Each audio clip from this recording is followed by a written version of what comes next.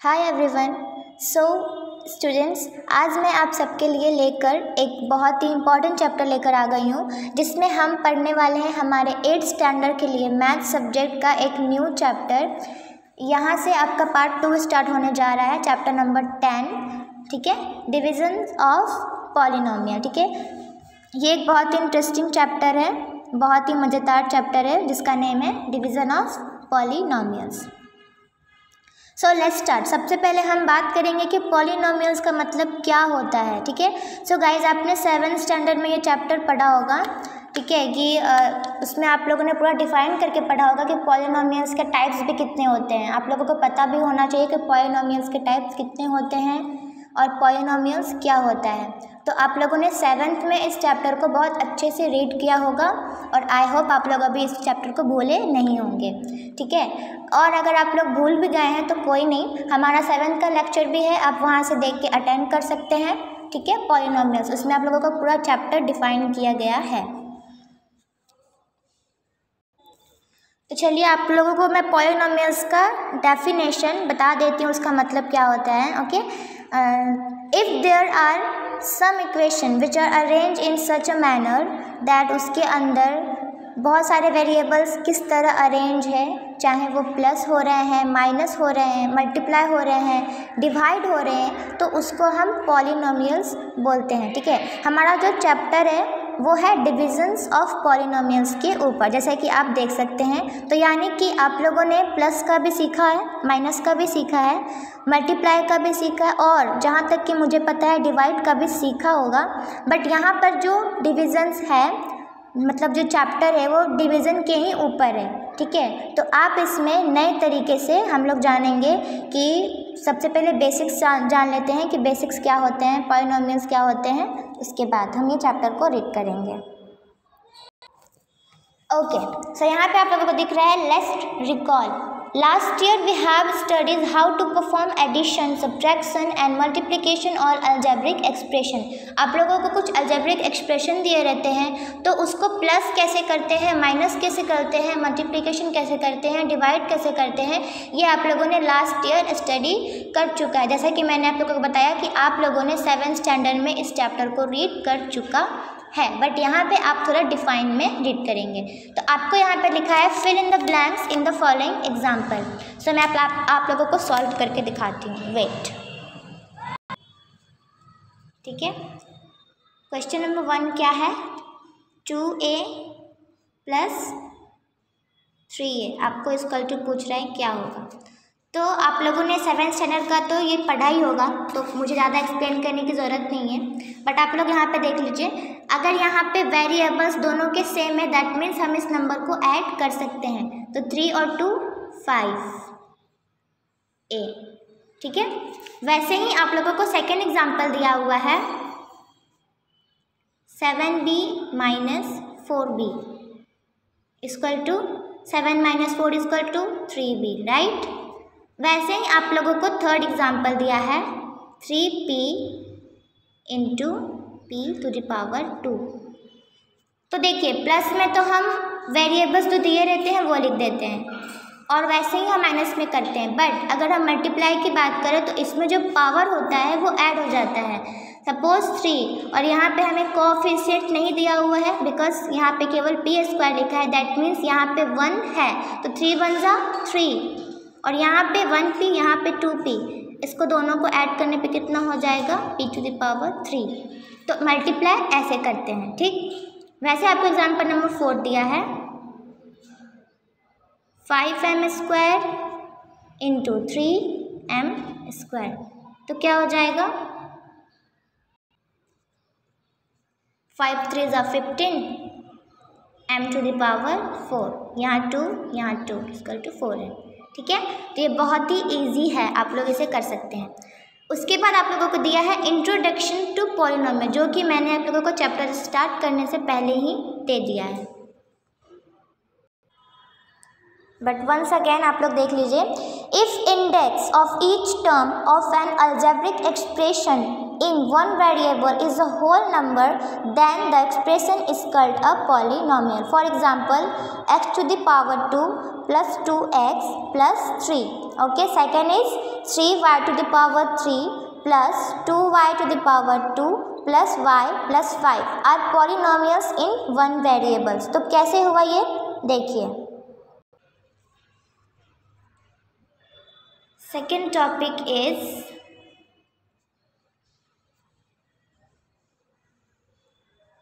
introduction to polynomial. ठीक है. For example यहाँ पे आप लोगों को दिया है x to the power 2 plus 2x plus 3. तो आप लोग यहाँ पे देख रहे हैं कि यहाँ पे पावर कैसे जा रहे हैं, 2 1 एंड 0. तो पावर यहाँ पे कितने हैं, 2 1 0. ये मैंने आप लोगों को जैसे एग्जांपल दिया है समझाने के लिए, इसको आप लोगों को लिखने की ज़रूरत नहीं है. तो आप लोग को पावर मतलब उसका इंडेक्स कितना दिया है वो देखना है. ठीक है. सपोज़ यहाँ पे इसकी पावर 2 है, राइट. इसकी पावर हमें कुछ दी नहीं है, दैट मीन्स इसकी पावर 1 है. और यहाँ पे तो कोई वेरिएबल नहीं है, तो दैट मीन्स इसका पावर 0 है. वैसे अब सेकेंड एग्जाम्पल में देख रहे हैं 2y² plus 3y³ plus 2y² plus y plus 5. Same वैसे यहाँ पे इसकी पावर कितनी है, पहले 3 एंड देन फिर 2 फिर 1 एंड फिर 0. तो ये रहा हमारा पॉलिनोमियल्स. इसी को हम बोल सकते हैं पॉलिनोमियल्स. ठीक है. अब आप लोगों को यहाँ पे कुछ एग्जाम्पल दिया हुआ है आपके टेक्स्ट बुक में, page number 61. You can see 3x² minus 2x को आप लोगों को मल्टीप्लाई करना है 4x³ माइनस 3x². तो हम इसका मल्टीप्लाई कैसे करते हैं, मैं आप लोगों को सबसे इजी वे में बताती हूँ. ओके, सपोज ये आपका हुआ फर्स्ट टर्म, राइट, और ये आपका हुआ सेकेंड टर्म. तो अब हम इसको मल्टीप्लाई कैसे करते हैं, तो हमारा जो फर्स्ट टर्म का ये है फर्स्ट वेरिएबल 6x², पहले हम इससे मल्टीप्लाई करते हैं ये सारे नंबर से 4x³ माइनस 3x². ओके. फिर यहाँ पे जो सिंबल के साथ रहता है, जैसे कि अगर प्लस हो तो यहाँ पे प्लस लिखेंगे, अगर माइनस है दैट मीन्स हम यहाँ पे -2x के साथ इस सारे नंबर्स को मल्टीप्लाई करेंगे 4x³ माइनस 3x². ओके. क्या किया मैंने, पहले इस वाले नंबर को इस सारे नंबर से मल्टीप्लाई किया, देन फिर -2x को इन सारे नंबर से मल्टीप्लाई किया. अब जब हम ब्रैकेट हटाते हैं, आपको यहाँ पे कुछ सिंबल नहीं दिख रहा है, तो इसका मतलब कि आपको इसे मल्टीप्लाई ही करना है. 4 3 12. जैसे कि मैंने आप लोगों को यहाँ पे फर्स्ट एग्जांपल में बता दिया था कि मल्टीप्लाई करते समय पावर जुड़ जाती है. तो वैसे ही 4 3 12 और यहाँ पे x3 है, यहाँ पे 2 है, that means x⁵, right. Minus का माइनस, 3 3 9 x⁴. Okay, clear. अब यहाँ पे देखिए, यहाँ माइनस है, यहाँ पे कुछ सिंबल नहीं है, दैट मीन्स यहाँ पे प्लस है. तो आप लोगों ने ये पढ़ा होगा कि अगर प्लस और प्लस हो तो वो प्लस होता है. ये बहुत इंपॉर्टेंट है, चाहे तो आप नोट कर सकते हैं. माइनस और माइनस हो तो भी प्लस होता है, प्लस और माइनस हो तो माइनस होता है, और माइनस और प्लस हो तो माइनस होता है. ठीक है. तो यहाँ पे क्या है, ब्रैकेट के बाहर हमारा माइनस है और यहाँ पे प्लस है, तो plus minus minus, minus plus भी माइनस, तो यहाँ पे हमारा सिंबल लगेगा माइनस का. और 4 2 8, यहाँ पे x का पावर 3 है, यहाँ 1 है, दैट मीन्स x का power 4 and minus minus plus, right. 3 2 6 x² and यहाँ पे x की पावर 1 है, दैट मीन्स x⁵. ठीक है. अब हम इसको जो सेम नंबर है उसको साथ में लिखेंगे, बिकॉज जैसे कि आप लोग यहाँ पे एग्जांपल देखिए, अगर आपका 7a दिया रहे और आपको बोले कि उसमें से 3b माइनस करो, तो क्या ये इम्पॉसिबल है? नेवर, ये आपका इम्पॉसिबल बिल्कुल भी नहीं है। अगर आपका जब तक वेरिएबल सेम नहीं रहता है तो हम ना उस नंबर को माइनस कर सकते हैं ना प्लस कर सकते हैं। अगर हम 7, यहाँ पे वेरिएबल इसका a दिया है, यहाँ पे 3 दिया है, तो हमारा ये क्वेश्चन राइट है। हम 7 में से 3 को माइनस करके 4a लिख सकते हैं, ठीक है। बट अगर आपका वेरिएबल सेम नहीं है तो आप उसको माइनस प्लस मल्टीप्लाई डिवीज़न नहीं कर सकते हैं। आप उसको एज इट इज़ आंसर लिख सकते हैं, ठीक है। वही चीज़ हमें यहाँ पे भी अप्लाई करना है। सबसे पहले यहाँ पे देखिए, इसकी पावर 5 है और किसी की पावर 5 नहीं है, तो हम इसको as it is 12x to the power 5 लिख लेते हैं, ठीक है। बट आप यहाँ पे देख रहे हैं कि यहाँ पे इसकी पावर 4 और इसकी पावर 4, दोनों की पावर सेम है। मैं आप लोगों को बार बार बोल रही हूँ कि अगर आप लोगों ने 7th क्लास का पढ़ा है बट भूल गए हैं तो आप वीडियो चेक कर सकते हैं। वीडियो यहाँ पे अपलोड किया गया है, आप चाहे तो देख सकते हैं। उसमें आप लोग अगर एक बार देख लेंगे तो आप लोगों को ज़्यादा अच्छे से ये चैप्टर समझ में आएगा। तो देखिए, माइनस, जैसे कि मैंने आप लोगों को यहाँ बताया था, माइनस माइनस प्लस होता है, तो यहाँ माइनस है, यहाँ माइनस है, तो कितना हो गया? 9 और 8 17, तो -17 x टू द पावर 4। इसका काम ख़त्म। अब यहाँ प्लस 6x क्यूब, फिनिश। ये हो गया हमारा answer.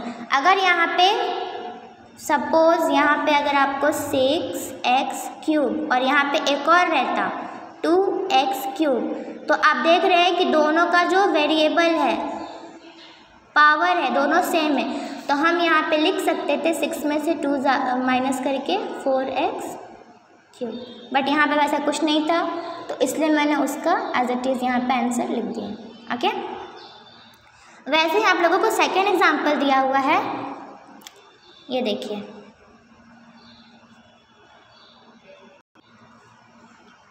The second example is 4x - 5 minus 3x² - 7x + 8। Okay, तो इसको हम कैसे लिख सकते हैं? यहाँ पे आपको माइनस करना है, मल्टीप्लाई नहीं करना है कि आप यहाँ पे एक टर्म लेके इन सारे टर्म को कर दोगे। यहाँ पे आपको माइनस करना है। दैट मीन्स आप सबसे पहले ब्रैकेट को हटाओगे। 4x - 5 - 3x²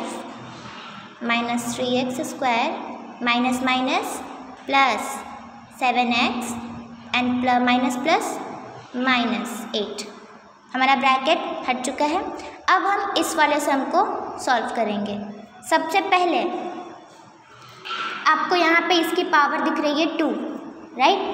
तो उसकी पावर सबसे ज़्यादा है, तो हम पहले उसको लिख लेते हैं -3x², ठीक है, plus 4x plus 7x -8। I think text book वाला यहाँ -5 लिखना शायद से भूल गया है। ओके, -3x² प्लस 7 और 4 11x and minus minus plus कितना हो जाएगा 8 5 13, ठीक है। अब यहाँ पे सिंबल कैसे आया माइनस का, वो मुझे आप लोगों को बताने की ज़रूरत नहीं है, बिकॉज आप लोगों ने बार बार मैं बोल रही हूँ 7th क्लास में रीड कर चुका है। बट एक बार आप लोग देख लीजिए, यहाँ माइनस मैंने इसलिए लगाया बिकॉज यहाँ पे जो 8 है वो 5 से बिग नंबर है और उसके साथ क्या लगा है माइनस। तो ये हमारा मैथ्स का रूल है कि हम वहाँ पे जो बिग नंबर होता है उसके साथ हम माइनस का सिंबल या प्लस लगा रहे तो प्लस का सिंबल लगाते हैं, ठीक है। तो मैंने इसमें क्या किया, जो पावर थी उसको मैंने साथ साथ में लिखा। फॉर एग्जांपल यहाँ पे इसकी पावर ज़्यादा है तो मैंने यहाँ पे इसे लिख लिया।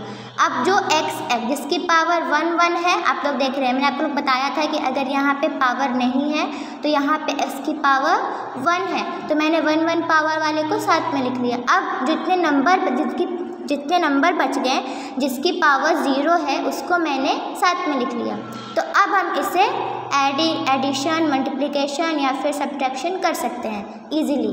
तो यहाँ पे तो आपको कुछ x की पावर डबल दिख नहीं रही है तो यहाँ पे हम एज इट इज़ लिखेंगे, बट इसकी और इसकी वेरिएबल सेम है तो हम इसको ऐड कर सकते हैं और ये जो नंबर है तो ये ऐसे भी यहाँ पे ऐड हो जाएंगे। तो ये रहा हमारा करेक्ट आंसर, ठीक है।